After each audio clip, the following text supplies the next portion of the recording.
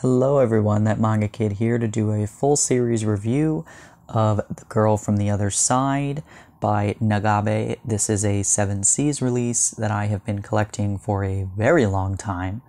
I believe I collected the first 2 volumes, and then from there, maybe 2 or 3. But basically from around volume 3, I've been collecting them as they come out and reading them one at a time. Volume 11 is the final volume. Now there will be, I believe, mentions in the back of the 11th volume. Yes, there is another side story special 12th volume coming out at some point in the future of just extra side stories, but the main story itself is completed, so I am doing the review now. This is pretty popular. Around the time that it was coming out initially, a lot of people were talking about this one because the artwork is very stunning, very different, kind of, Brothers Grimm fairy tale-esque sort of vibe to it. And I'm not going to deny that this artwork is stunning, and it's the reason why I was intrigued by this series initially. The story is about this little girl, Shiva, who meets this creature that she calls Teacher. And the beginning parts of it are basically just this, like, almost slice of life story of this little human girl living with this creature thing in a cabin in the woods. In a kind of abandoned town. And we learn that Shiva right now is on the outside, with the outsiders, these creatures. And that outsiders are not allowed to go inside to the human civilization. And that there are these, like, knights. It's kind of medieval almost, because there's, like, I think there's, like, a castle. There's a lot of religion involved at some point in the story, but they're dressed like knights in, like, armor, and they get rid of any infected town or infected people, because this seems to be some sort of disease that outsiders infect humans, and then humans will become outsiders, I guess. But we don't really know the logistics. We don't know how this started, or, what the cause is, what the end goal is. Like, what are they trying to... Are the humans trying to kill the outsiders? Or are they just trying to banish them and keep them away from civilization? How, if the outsiders are outside, how are people continually getting infected on the inside? It's very confusing. And I'm not going to lie to you, the part, in this area, when it starts to get more and more into the human sort of realm, and the humans needing or wanting Shiva for some reason, I didn't understand a lot of that. I didn't care about it. And that was when the story was getting, like, to the point where I'm like, can we please just finish this so that I don't have to buy any more of it? And I want to know what happens at the end, but I'm tired of whatever this convoluted story is.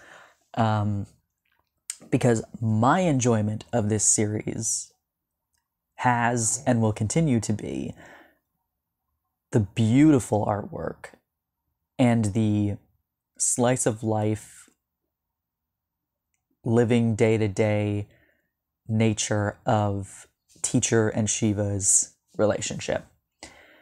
Because Teacher doesn't have any memories. He has no idea who he is, where he came from, when he became an outsider, was he a human in the past? He has no idea. He doesn't know his purpose. And he doesn't know what's going to happen to him or to Shiva. But we watch as he kind of becomes like a parental figure to Shiva and really, really cares about her. And I just watched Monsters, Inc. last night, for the first time in many years. Not that I don't remember that movie almost word for word, but it is sort of that moment of Boo coming through the door and Sully, who is terrified of her at the beginning, becoming sort of a caretaker and really realizing that he has feelings for this little human child that he never knew what it could have ever existed. These paternal kind of feelings that he just would have never experienced had she not come through the door. And that's kind of the way that this is, of just this relationship between this tiny child and this monster, for lack of a better word, who's studious and quiet and brooding, and lonely. And all of a sudden this girl kind of brings a light to his life that he just never knew he needed and never knew he wanted. And he feels this need to protect her. And that is the beauty of this story. That is what I really care about in it. And I just love watching them travel. I love Shiva's little, streams of consciousness. And I love his attempt to keep her safe and entertained and educated and just trying to teach her life lessons. But he doesn't know where she came from either. Doesn't know who she belongs to, where her parents are, who she is. But it's just so lovely. And like I said, all of this other stuff about the outsiders and the insiders and all of that stuff, I don't care.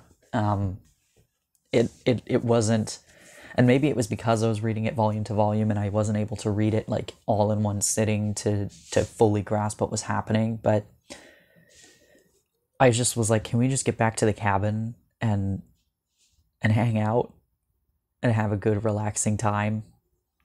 And still by the end of it, I think it was trying to answer all the questions, but I honestly don't think I fully understood what the mangaka was going for. And maybe I had just,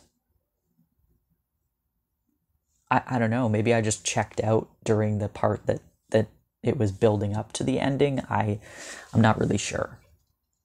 But what I do know is I am happy I picked this up. It was worth picking up for sure.